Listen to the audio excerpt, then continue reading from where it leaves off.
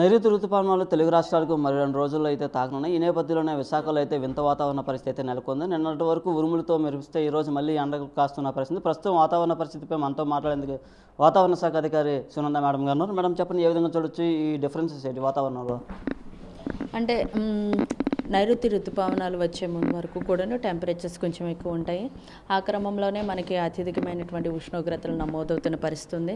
నేను చూసుకున్నట్లయితే south coastal ఆంధ్రప్రదేశ్లో అత్యధికంగా 45 degrees టెంపరేచర్ కూడా రియలైజ్ అవ్వడం జరిగింది. వడగాలులు కూడా వీచిన పరిస్థితి ఉంది.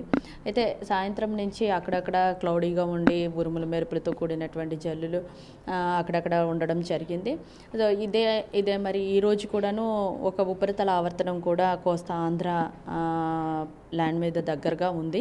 సో ఆ ప్రభావంతో ఈరోజు కూడాను తేలిక నుంచి మోస్తరు వర్షాలు కొన్ని ప్రాంతాల్లో ఉంటూ 1 లేదా 2 చోట్ల భారీ వర్షం కూడా ఉండడానికి అవకాశం ఉంది.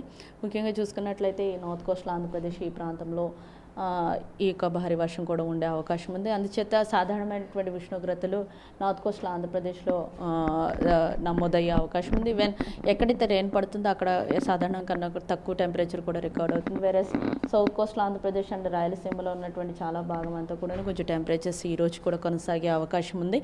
ఈవెన్ దో సాయంత్రం నుంచి కూడా ఇక్కడ కూడా తేలికపాటి వర్షాలు ఉండే అవకాశం అయితే ఉంది. ఇంకా అనంతపూర్ ఈ ప్రాంతం అంతా కూడాను కొంచెం టెంపరేచర్ కంపారిటివ్లీ ఈ ప్రాంతంతో పోలిస్తే ఈ ప్రాంతం అంతా కూడా టెంపరేచర్ కొంచెం తక్కువ ఉండి అక్కడ కూడా రెయిన్ పడడానికి అవకాశాలు అయితే ఉన్నాయి. ఏదేమైనప్పటికీ రానున్న 2 రోజులు కూడా తేలికపాటి వర్షాలు మన ఆంధ్ర రాష్ట్రంలో ఉండే అవకాశం అయితే ఉంది. నిన్న చూడొచ్చు గట్టిగా రాత్రి ఉరుములు మెరుపులు వేసిన పరిస్థితి, అలాగే ఈరోజు ఎండ డిఫరెన్స్ ఏంటి మనం, ఎందుకు ఈ రీజన్స్ అసలు ఏ విధంగా చూడొచ్చు? అంటే సాయంత్రం వేళలో ఒక ఒడిశా మీద ఉన్నటువంటి క్లౌడ్ బ్యాచ్ అంతా కూడాను మన వైపుగా రావడం వల్ల సడన్గా రాత్రి అంటే అర్ధరాత్రి నుంచి ఉరుములు మెరుపులతో కూడినటువంటి జల్లులు ఉన్నాయి.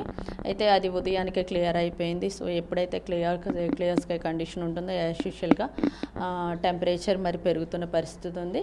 అయితే ఈరోజు ఉపరితల ఆవర్తనం అనేది ఉన్న కారణం చేత ఈరోజు ఆఫ్టర్నూన్ వరకు పెరిగిన సాయంత్రం నుంచి మళ్ళీ క్లౌడీగా ఉండి తేలికపాటి వర్షాలు కొన్ని ప్రాంతాల్లో ఉండే అవకాశం ఉంది. అలాగే 1 లేదా 2 చోట్ల భారీ వర్షం కూడా ఉండే అవకాశం ఉంది. వర్షాలు పడుతున్నా ఉక్కపోత మాత్రం చాలా ఎక్కువగా ఉంది, కారణం ఏంటంటే ఈ హ్యూమిడిటీ కూడా, అంటే ఎండ వల్ల మనకి హ్యూమిడిటీ ఎక్కువ ఉండడం వల్ల కూడా మనకి ఈ యొక్క చెమట పోయడం అనేది ఉంటుంది. బేసిక్గా కోస్టల్ ఏరియాస్లో ఉండే పరిస్థితి. సో అందుచేత వేడి ఉక్కపోత వాతావరణం అనేది ఉంటుంది. వన్స్ క్లౌడీ రాగానే మరి నార్మల్ అయిపోతుంది. సో ఇది కామన్. 3 రోజులుగా చూస్తే 40 పైన డిగ్రీస్ ఉన్నాయి.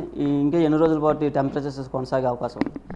ఇక టెంపరేచర్స్ తగ్గే అవకాశం అయితే కనబడుతుంది. ఆల్మోస్ట్ అంటే ఈ ప్రాంతంలో మాత్రమే ఇక టెంపరేచర్స్ ఉన్నాయి. వేరే నార్త్ కోస్టల్ ఆంధ్రప్రదేశ్లో సాధారణం దగ్గర టెంపరేచర్స్ రికార్డ్ అవ్వడానికి అవకాశం ఉంది. వన్స్ రైన్స్ పడుతూ ఉండగా ఈ యొక్క టెంపరేచర్స్ అన్నీ తగ్గే అవకాశం అయితే ఉంది. బట్ 2-3 రోజులు మాత్రం ఈ యొక్క సౌత్ కోస్టల్ ఆంధ్రప్రదేశ్ అలాగే రాయలసీమ జిల్లాలు మరి 2 రోజులు కూడా ఈ యొక్క టెంపరేచర్స్ అనేవి కొనసాగే అవకాశం ఉంది. అంటే ఈ టెంపరేచర్స్ డే టైం అంతా ఉంటాయి. ఆఫ్టర్నూన్ ఈవినింగ్ నుంచి మనకి ఉరుముల మెరుపులతో కూడినటువంటి జల్లులు అక్కడక్కడ ఉండే అవకాశం. ఉత్తరాంధ్ర పరిస్థితి ఏ విధంగా ఉంది? ఉత్తరాంధ్రలోనే మనకు ఈ ఉత్తరాంధ్రలో కూడా సాయంత్రం నుంచి క్లౌడీగా రావడము, ఉరుముల మెరుపులతో కూడినటువంటి జల్లులు ఉండే అవకాశం ఉంది. ఇది వాతావరణ శాఖ అధికారి సునంద మేడం గారు చెప్తున్నారు. మరి 2 రోజుల్లో ఋతుపవనాలు తాకడంతో పూర్తిగా వర్షాలు కూడా పడే అవకాశం ఉందని, అలాగే ఈ టెంపరేచర్స్ క్రమేపీ తగ్గుతున్నాయని అయితే చెప్తున్న పరిస్థితి ఉంది. కెమెరా పర్సన్ సాగర్తో నాయుడు, RTV విశాఖ నుంచి. మరిన్ని వీడియోస్ కోసం ఛానల్ ని సబ్స్క్రైబ్ చేయండి. లేటెస్ట్ అప్డేట్స్ కోసం వాట్సాప్ ఛానల్ ని ఫాలో చేయండి. అండ్ లింక్ డిస్క్రిప్షన్ లో ఉంది.